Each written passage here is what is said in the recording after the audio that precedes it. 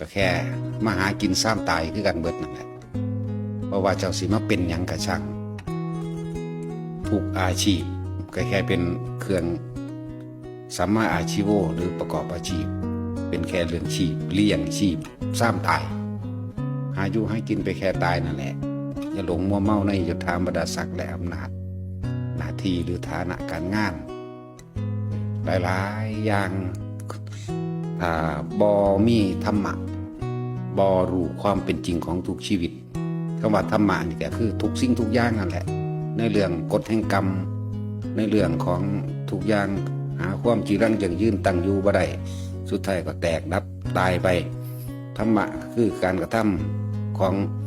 ทุกๆคนโดยแล้วแต่ย้อนขึ้นมาหาตนเองบัดเลวตัวเองก็รับผลของเลวดีตัวเองก็รับผลของดีที่สุดของธรรมะบ่ว่าสิเกิดเป็นหยังก็แล้วแต่ในทุก